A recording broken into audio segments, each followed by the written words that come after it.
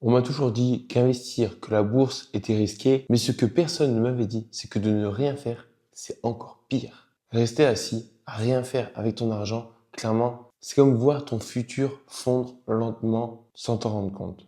Dans ce vlog, aujourd'hui, je t'emmène avec moi pour te montrer pourquoi l'investissement est en train de dessiner notre avenir financier et pourquoi le vrai risque, ce n'est pas de perdre de l'argent en bourse, mais c'est plutôt de ne jamais se lancer. Et pour cela, j'aimerais commencer par une illustration simple, une comparaison avec une nouvelle activité. C'est-à-dire que toi, aujourd'hui, imaginons, tu décides de lancer une nouvelle activité, un nouveau domaine, peu importe, mais quelque chose de nouveau. En fait, quand tu commences quelque chose, tu as toujours une certaine crainte. La peur de mal faire, la peur de se taper la honte peut-être par rapport aux autres, la peur du regard des autres, du jugement et la peur aussi de l'échec. Et quand on parle de bourse, d'investissement, il y a toutes ces peurs qui rentrent en jeu et il y a également une autre peur qui rentre en jeu. C'est la peur de perdre de l'argent.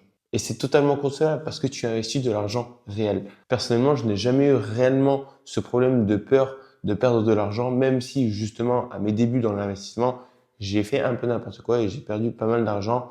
Bref, aujourd'hui, l'objectif, que tu puisses te rendre compte que l'investissement aujourd'hui devient une nécessité. Si on revient un peu à ma comparaison, quand tu veux faire quelque chose, mais que tu ne le fais pas, là, tu développes le pire sentiment que l'on puisse avoir, c'est-à-dire le regret. Dans l'investissement, ça peut être le regret de ne pas préparer ta retraite, le regret de ne pas pouvoir aider ta famille, le regret de ne pas voyager. Bref, il y a énormément de possibilités. Justement, il y a une étude qui est sortie aux États-Unis auprès de personnes âgées sur leur vie.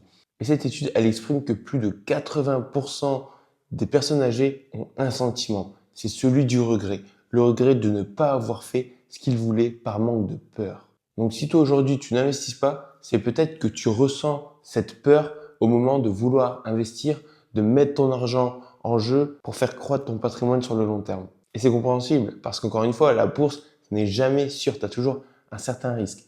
Mais maintenant, la question à te poser, c'est quel est le vrai risque? Le risque de l'inaction, le risque que ton argent se fasse impacter par l'inflation, le risque des conflits d'intérêts liés aux banques, il y a énormément de risques. Justement, la première chose que je voulais voir avec toi aujourd'hui, c'est le risque d'érosion de ton épargne. Parce qu'une chose est sûre, si tu laisses ton argent en banque à dormir, tu es sûr de perdre. Supposons qu'on prenne un exemple, donc là on est en 2024-2025, jusqu'en 2054-2055, imaginons que là cette année, tu as 50 000 euros dans ton épargne. Donc ce n'est pas de l'épargne qui est dans tes livrets, c'est de l'épargne qui est sur un compte courant. Et bien cette épargne-là, dans 30 ans, elle va valoir, on est d'accord, toujours 50 000 euros sur ton compte. Tu verras toujours 50 000 euros. Par contre, en termes de réel pouvoir d'achat, là, tu passeras un peu plus de 27 000 euros. Tu vas quasiment diviser par deux ton pouvoir d'achat. Parce qu'on suppose qu'en moyenne, l'inflation est de 2% par an. Et sachant que tu n'obtiens aucun intérêt sur cette épargne qui est placée dans ton compte courant, tu te fais littéralement impacter par l'inflation. Et donc, sur du 30 ans, tu perds la moitié de ton pouvoir d'achat. Donc, quand tu vas vouloir acheter quelque chose, même si tu as 50 000 euros, tu divises par deux tout simplement ton pouvoir d'achat. Et c'est ce qui compte réellement. C'est ton pouvoir d'achat dans l'économie, dans la vie de tous les jours. Ça, c'est sur un compte courant. Maintenant, on sait aussi que beaucoup placent de l'argent sur un livret. Si on prend le livret A par rapport à l'inflation sur les 20 dernières années, donc 2004-2024, on voit clairement une tendance qui est plus ou moins la même, ce qui est normal parce que toujours l'objectif, c'est que le taux d'intérêt du livret A suive le niveau de l'inflation pour que l'épargnant, toi épargnant, ne perde pas de pouvoir d'achat. Et sur les 20 dernières années, l'inflation a fait dans sa totalité plus de 36,5% et le livret A plus de 36%. Donc tu vois que le pouvoir d'achat est à peine maintenu quand tu laisses ton argent dans un livret A. Je dis livret A, mais c'est également LDDS, c'est également LEP, même si le LEP, évidemment, a un taux d'intérêt plus important. C'est également le livret jeune. Alors, juste attention, le livret A et le LDDS et le LEP, du coup, c'est excellent pour ton épargne de précaution. Mais tout ce qui est au-delà de ton épargne de précaution, tout ce qui dépasse ton niveau d'épargne de précaution que tu t'es défini, là, il faut vraiment que tu investisses. Maintenant, je te montre un autre graphique qui est justement la performance du livret A par rapport à l'inflation, mais depuis 1900. Et on voit notamment des phases, c'est notamment justifié par les deux guerres mondiales, où là, on monte à 30, 40, 50, voire même 60% d'inflation. Donc là, si on prend la performance nette du livret A par rapport au niveau d'inflation, on est à moins 3% sur les 100 dernières années. Mais bon, c'est assez normal parce que, comme je l'ai dit, c'est justifié par les deux guerres mondiales qui ont fortement impacté le niveau d'inflation. Par contre, on voit qu'à partir des années 1990, le niveau d'inflation baisse beaucoup plus. Et là, aujourd'hui, on tourne très souvent, en tout cas, par exemple, 2010-2020, on a tourné une inflation qui était vraiment basse, autour de 1 à 2%, alors que là, depuis 2021, donc depuis l'après-crise Covid, on est monté quand même à du 5-6% d'inflation. Aujourd'hui, on est revenu à des niveaux assez bas. C'est la raison pour laquelle justement le livret A, le LDDS, le LEP, le taux d'intérêt diminue semestre après semestre. Donc clairement, si tu laisses ton argent dans ton épargne, tu perds du pouvoir d'achat ou tu arrives à peine à le maintenir. Mais encore une fois, les livrets sont excellents pour mettre ton épargne de précaution. Tout ce qui dépasse ton épargne de précaution, tu dois l'investir. Et ça, justement, c'est le coût de l'inaction. Le coût de l'inaction, c'est l'argent que tu perds en ne faisant rien. Contrairement au fait d'investir en bourse, où si, par exemple, l'action, l'ETF chute, là, tu vois une perte en capital. En fait, quand tu mets ton argent dans tes livrets, tu ne fais pas fructifier ton argent, littéralement, c'est une morte lente de ton épargne parce que tu ne le vois pas perdre de la valeur, en fait.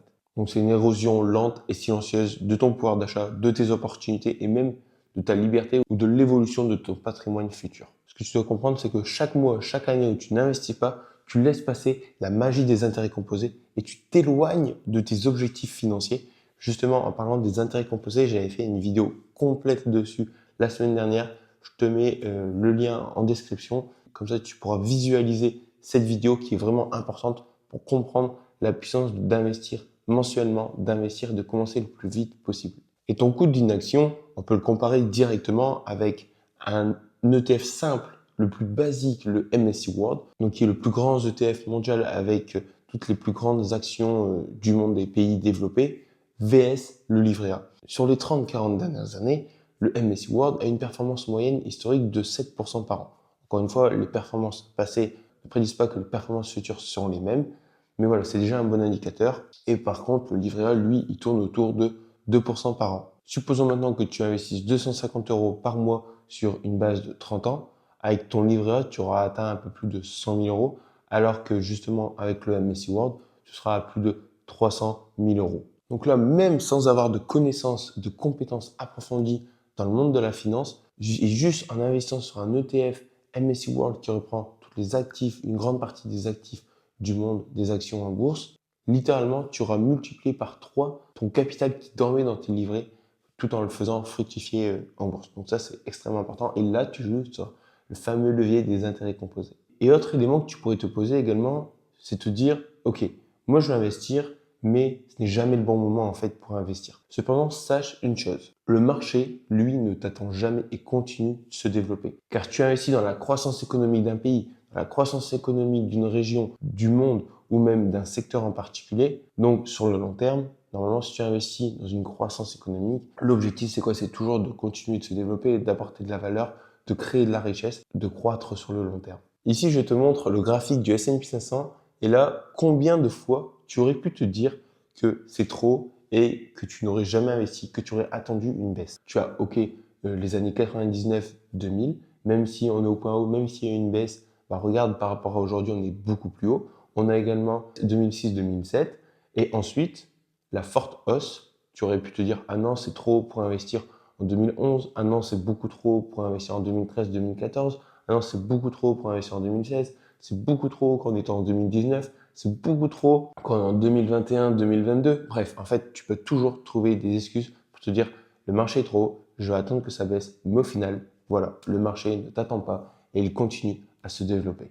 Malheureusement, c'est une excuse que tu t'infliges à toi-même parce que le coût de l'inaction est vraiment important. Et ça, c'était avec le S&P 500. Maintenant, si on reprend par rapport à notre exemple précédemment, qui est le MSCI World, j'aime énormément ce graphique. Ce sont les 30 raisons qui font dire que toi, tu ne dois pas investir sur le MSCI World. Tu as par exemple le mercredi noir de 1992, tu as également les attentats terroristes de 2001, donc en septembre aux États-Unis, tu as également la récession de 2001, tu as la récession de 2008, tu as le Brexit en 2016, tu as la crise de la Covid. Bref, tu as toutes des excuses claires et nettes qui sont expliquées pour dire « Ah non, en fait, je ne dois pas investir ». Mais derrière, quand tu analyses le graphique en orange, tu vois clairement une évolution du MSCI World malgré tout ce qui se passe dans l'économie et au niveau du côté géopolitique. Et le marché continue constamment à faire des plots. Bref, toutes ces raisons doivent te prouver qu'il faut que tu investisses ton argent.